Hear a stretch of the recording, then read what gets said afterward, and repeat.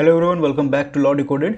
आज की इस वीडियो में हम लोग बात करेंगे आईबीपीएस एसओ लॉ ऑफिसर का जो रिसेंट मेंस एग्जामिनेशन हुआ है 2024 का, उसका क्या एक्सपेक्टेड कट ऑफ हो सकता है। और थोड़ा सा हम लोग बात करेंगे कि हम लोग अगर इंटरव्यू के लिए एलिजिबल हैं अपने cut off expected cut off के अकॉर्डिंग, तो किस हिसाब से हमको प्रिपरेशन करनी चाहिए, क्या क्या चीज़ें पढ़नी चाहिए, सारी चीज़ें आज इस वीडियो में हम लोग डिस्कस करेंगे। तो शुरू करने से पहले सबसे पहले मैं आप लोग को थैंक यू कहना चाहूँगा कि आप लोगों ने लॉ डिकोडेड को इतना ज़्यादा प्यार दिया। आप लोग की तरफ से मुझे लगातार मैसेजेस आ रहे हैं कि मेरे नोट्स आपके प्रिपरेशन में बहुत हेल्पफुल रहे। कुछ लोग तो ऐसे भी थे जो कि 10 या 15 दिन पहले ही मेरे नोट्स को रेफ़र किया उन्होंने, और उन्होंने पाया कि मेरे नोट्स पढ़ने के बाद में उनकी जो प्रिपरेशन है वो थोड़ी सी और मजबूत हुई, मार्क्स स्कोर करने में थोड़ा सा ईजी हुआ। ठीक है, देखिए एक चीज़ मैं आपको सबसे पहले ही क्लियर कर देता हूँ, आईबीपीएस एसओ लॉ ऑफिसर जो है वो सिर्फ और सिर्फ आपका बेयर एक्ट पढ़ने से ही निकल जाएगा। आपको कोई स्टडी मटेरियल, ना तो मेरा ना किसी और कोचिंग इंस्टीट्यूट का, कुछ भी रिफ़र करने की ज़रूरत नहीं है अगर आप बेयर एक्ट पढ़ सकते हैं तो। बट प्रॉब्लम क्या है, जैसा कि मैं हमेशा कहता हूँ, बेयर एक्ट जो है वो सागर है, ओशन ऑफ नॉलेज है। ठीक है, तो वहाँ से हमें क्या क्या चीज़ें उठा करके पढ़नी है, कितनी चीज़ें पढ़नी है, क्या चीज़ें स्किप करना है, उसके लिए आपको चाहिए गाइडेंस। तो आई होप मैं आप लोग को उस लेवल पे गाइडेंस प्रोवाइड कर पाया हूँ जो कि आप मुझसे एक्सपेक्ट कर रहे थे। हाँ, मैं मानता हूँ and I am very sorry about that कि मुझसे कई बार कई एक्ट्स में, कहीं कहीं पर नोट्स में, किसी वीडियो में काफ़ी गलतियाँ हुई हैं, मैं एक्सेप्ट करता हूँ। लेकिन मैं आपको ये हमेशा एश्योर कराता हूँ कि मेरी तरफ से आपको जो सपोर्ट मिलेगा, जो सपोर्ट सिस्टम जो मैं प्रोवाइड करता हूँ, कि मैं आपकी क्वेरी का इमीडिएट रिजोल्यूशन करता हूँ। अगर कहीं पे कोई नोट्स में कोई प्रॉब्लम आपने मुझे नोटिस करवाया है या मैं खुद से नोटिस करता हूँ, तो मैं उसको इमीडिएटली रेक्टिफाई करता हूँ और आप लोग को ईमेल्स या फिर अपने कम्युनिटी पोस्ट के थ्रू आप लोग को मैं बता देता हूँ। And I am very sure कि आपको ये कोई और प्रोवाइड नहीं करेगा। इस तरीके का सपोर्ट सिस्टम आपको कोई भी नहीं प्रोवाइड करेगा, क्योंकि सब कोई अपना बिजनेस रन करता है और सपोर्ट सिस्टम उनकी प्रायोरिटी नहीं है। ठीक है, बट मेरी प्रायोरिटी हमेशा है और हमेशा रहेगी आपको सपोर्ट सिस्टम देना। ठीक है, तो again thank you so much, आप लोग ने इतना ज़्यादा प्यार दिया है मेरे नोट्स को, और आई एम वेरी ब्लेस्ड कि आप लोग को इस तरीके से हेल्प कर पाया और मेरे नोट्स आपके लिए हेल्पफुल हुए। ठीक है, तो आज के मेन टॉपिक के ऊपर हम लोग थोड़ा सा बढ़ते हैं, जो कि है आईबीपीएस एसओ का कट ऑफ। मुझे क्या लगता है मैं उसके बारे में थोड़ा सा आप लोग को बताता हूँ। बहुत सारे प्लेटफॉर्म्स ऐसे हैं जहाँ पर बहुत ही अनरियलिस्टिक कट ऑफ्स जो है वो फ्लोट कर रहे हैं। कोई बोल रहा है 50 तक जा सकता है, कहीं कहीं पर बोला जा रहा है कि 45 के आसपास रहेगा। देखिए, मैं आपको अपना स्टैंड बताता हूँ, मैं आपको अपना तरीका बताता हूँ कि मैं क्या चीज़ एक्सपेक्ट कर रहा हूँ और किस बेसिस पे एक्सपेक्ट कर रहा हूँ। ठीक है, और at the end of the video आप लोग खुद भी डिसाइड कर पाएंगे कि एक्सपेक्टेड कट ऑफ क्या हो सकती है। ठीक है, तो देखिए मेरा कुछ बेसिक क्राइटेरिया है। सबसे पहले तो आप ये देखिए कि 150 सीट्स थी।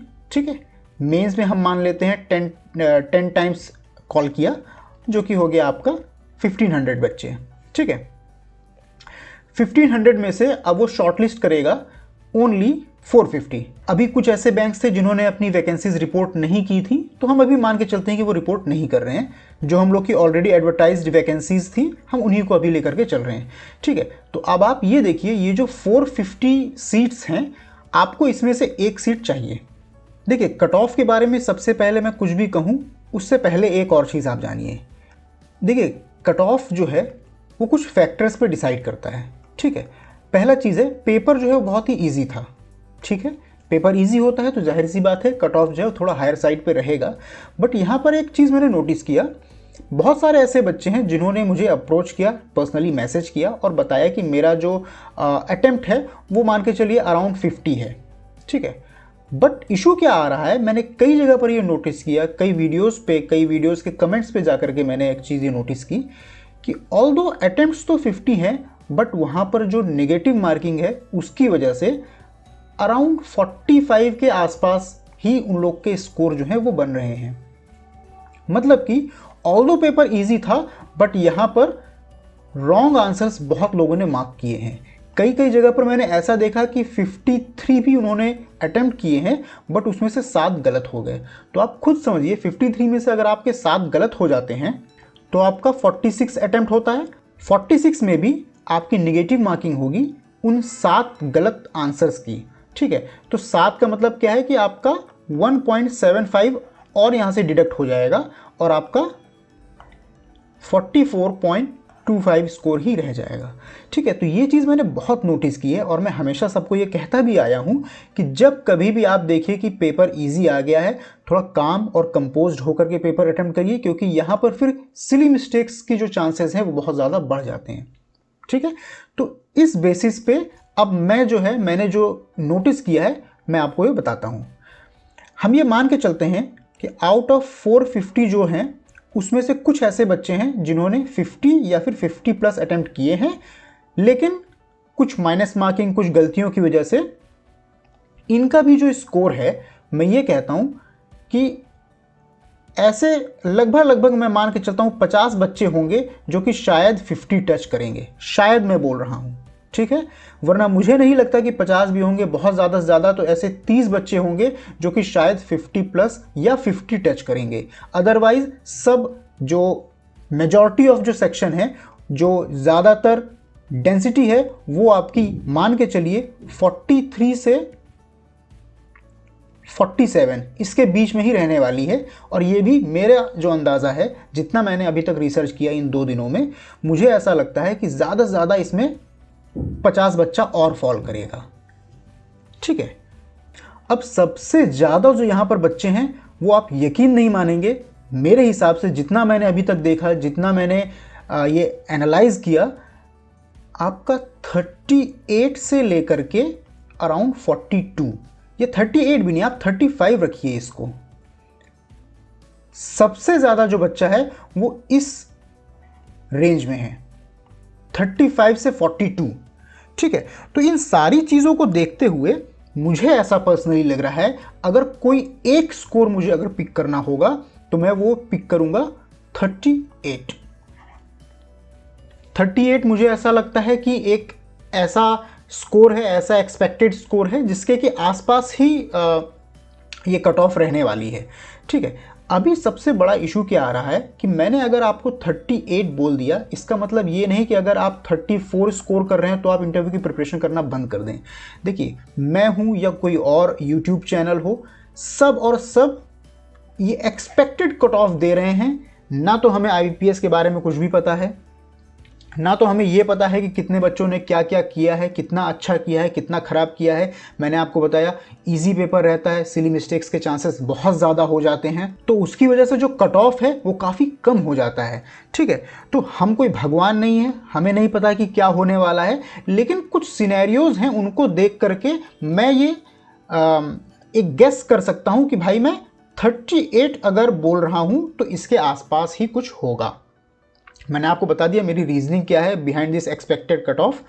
अगर आप लोग इससे सहमत हैं तो आप लोग अपने हिसाब से इस चीज़ को एसेस कर लीजिए कि आप कहाँ पर स्टैंड कर रहे हैं। आपके पास में अगर और भी डेटा है आप उसको भी इसमें पुट करिए, मेरी तरह से सोचिए, थोड़ा सा अपनी तरीके से सोचिए, और आप एक बेटर फुटिंग में होंगे ये डिसाइड करने के कि एक्सपेक्टेड कट ऑफ क्या हो सकता है।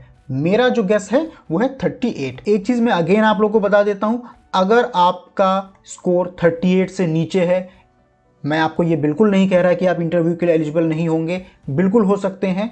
एक बार को मुझे ये भी लगता है कि शायद 35 तक जाए, लेकिन जितना इस समय बच्चे बोल रहे हैं कि बहुत ज़्यादा अटेम्प्ट्स किए हैं उन्होंने, और वो सबसे ज़्यादा तो ये है कि कुछ बच्चे बहुत ज़्यादा कॉन्फिडेंट है कि उन्होंने 50+ किया है और वो 50s में ही उनके मार्क्स आएंगे। तो ये देखते हुए मैं 38 कर दिया है मैंने इसको, लेकिन इनिशियली जो मेरा व्यू पॉइंट था वो ये था 35। ठीक है, तो मैं आपको फिर से बोल रहा हूँ, अगर आप 32 तक भी हैं तो प्लीज़ अपने इंटरव्यू की प्रिपरेशन कैंसिल मत कीजिएगा, बंद मत कीजिएगा। इन केस अगर कट ऑफ 32 तक जाता भी है, जो कि थोड़ा सा मुश्किल है, बट एक्सपेक्टेशन रखने में प्रॉब्लम ही क्या है अगर आपको उस एक्सपेक्टेशन से आपको इन फ्यूचर कोई बेनिफिट हो जाए। ठीक है, मैं ये एडवाइस करूंगा 32 तक भी है अगर आपका, तो आप प्रिपरेशन स्टार्ट रखिए। और ऐसे बच्चे जिनका स्कोर 40 या 40+ है वो तो आंख बंद करके इंटरव्यू की प्रिपरेशन स्टार्ट कर दें, क्योंकि जितना टाइम आप ये सारी चीज़ें, कितना कट ऑफ जाएगा, क्या एग्ज़ाम का एनालिसिस रहा, कितने बच्चों ने कितना किया, जितना इन सब फालतू की चीज़ों में आप पढ़ेंगे कोई ना कोई एक ऐसा बच्चा होगा जो कि आपका ही स्कोर में होगा या आपसे 1-2 स्कोर नीचे होगा, लेकिन वो इस समय बैठ करके पढ़ रहा होगा, वो आपसे इंटरव्यू में ज़्यादा मार्क्स स्कोर करेगा और आपकी सीट छीन करके चला जाएगा। ठीक है, मैं किसी को भी डिस्करेज नहीं कर रहा, मैं किसी को भी ओवर कॉन्फिडेंस लाने के लिए नहीं बोल रहा। आप लोग खुद से एसेस करिए। स्कोर मैंने आपको बता दिया, अगर 38 के आसपास हैं आप लोग तो आप लोग बेझिझक पढ़ते रहिए और फालतू की चीज़ों पे बिल्कुल भी मत दिमाग लगाइए। ठीक है, तो ये सारी बातें हो गई हमारे एक्सपेक्टेड कट ऑफ के बारे में, जो कि मैंने बोल दिया 38। ठीक है, अब बात करते हैं सबसे इंपॉर्टेंट इंटरव्यू प्रिपरेशन के बारे में। ठीक है, मैं कुछ बेसिक क्वेश्चंस के यहाँ पर सबसे पहले आंसर दे देता हूँ। बहुत सारे लोग मुझसे ये पूछ रहे हैं कि इंटरव्यू हम स्टार्ट कैसे करें। स्टार्ट करने के लिए कुछ भी अलग नहीं करना है, बेयर एक्ट पढ़ना है। ठीक है, कौन से बेयर एक्ट पढ़ने? जितने भी हमारे मेजर लॉज हैं उनके बेयर एक्ट पढ़ना आप स्टार्ट कर दीजिए। ठीक है, मेजर लॉज में क्या क्या आ गया? मेरा आईपीसी आ गया, सीआरपीसी आ गया, ये सारे मतलब न्यू वाले। ठीक है, बीएसए, बीएनएसएस, ये सारी चीज़ें। उसके बाद में आपका टीपीए आ गया, कॉन्ट्रैक्ट आ गया, लिमिटेशन आ गया, एनआई एक्ट आ गया। जितने भी मेजर लॉज जो कि इंपॉर्टेंट थे आपके इस मेंस में, वो सारे यहाँ पर भी इंपॉर्टेंट हैं। एक चीज़ मैं आपको प्रो टिप देता हूँ, आप ज़्यादा फैंसी लॉज पढ़ने की कोशिश मत करिएगा इनिशियली। ठीक है, फॉर एग्जांपल आपने एलएलपी पढ़ लिया या फिर आप मान के चलिए फेमा वगैरह पढ़ने लग गए, रेरा पढ़ने लग गए। ठीक है, कंपटीशन फिर से आप पढ़ने लग गए। ये सारी चीज़ें अभी मत पढ़िए, अभी सिर्फ और सिर्फ आप फोकस करिए मेजर लॉज पे, क्योंकि जो इंटरव्यूअर होता है वो आपकी बेसिक नॉलेज चेक करता है। एक कैंडिडेट जिसका कि बेस स्ट्रांग है वो सारी चीज़ें समझ सकता है और पढ़ सकता है आगे जा करके, अगर उसे एक अच्छा प्लेटफॉर्म मिल जाए। ठीक है, तो इंटरव्यूअर जो है वो आपसे 10 क्वेश्चन पूछेगा तो 10 में से 7 आपसे major laws, basic questions, basic concepts आपका चेक करेगा क्लियर है या नहीं, और 3 ऐसे क्वेश्चंस आपसे पूछेगा जो कि आप कितना भी प्रिपेयर करके जाओ वहां पर आंसर नहीं दे पाओगे।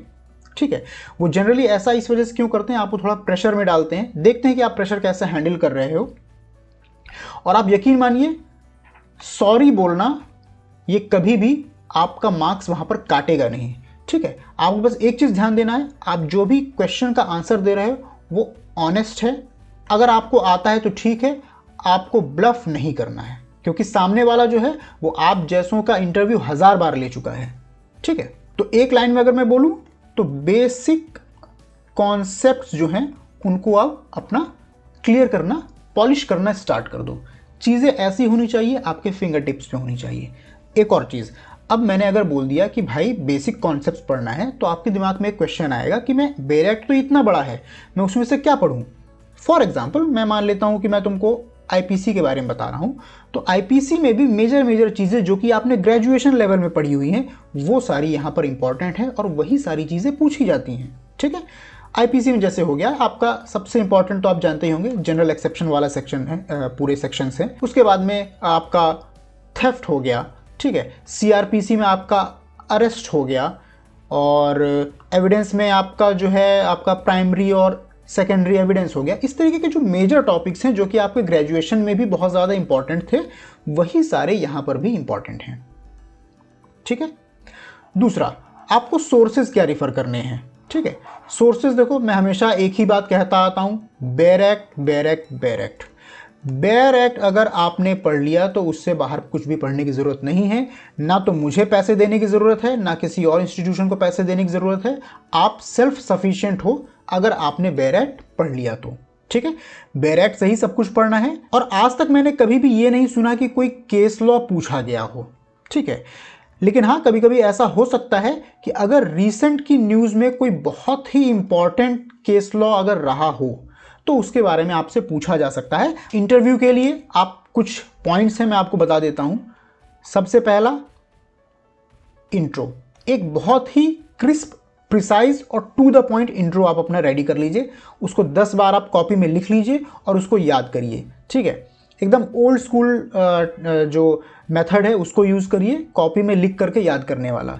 क्यों मैं बोल रहा हूँ, आपका इंट्रो बहुत ही बेसिक चीज़ है, लेकिन अगर आप प्रेशर में हैं और आपसे अचानक से ये पूछ लिया गया तो आप यकीन मानिए आप अपना नाम भी लेंगे और नाम लेने के बाद में आगे आप भूल जाएंगे और क्या बोलना है। ठीक है, तो इस लेवल का भी वहाँ पर प्रेशर हो जाता है। तो हमेशा अपना इंट्रो जो है वो एक रेडी रखिए, मतलब आपको उससे ना तो कम ना तो ज़्यादा कुछ भी नहीं बोलना है। ठीक, एक और चीज़ आपको मैं बताता हूँ, आप कोई भी आंसर देते हैं, ठीक है, नर्वसनेस में क्या होता है, आदमी ज़्यादा बोलने लगता है। तो हमेशा जितने भी अपने आप आंसर बोलते हैं उनको आप लिख करके रखिए, और कभी भी ध्यान दीजिएगा, कभी भी आपका आंसर जो है वो एब्रप्टली एंड नहीं होना चाहिए, या फिर ऐसे जगह पर एंड नहीं होना चाहिए कि आप कुछ और ऐसा लगे कि आप उसके आगे भी कुछ बोलना चाहते थे लेकिन अब आप चुप हो गए।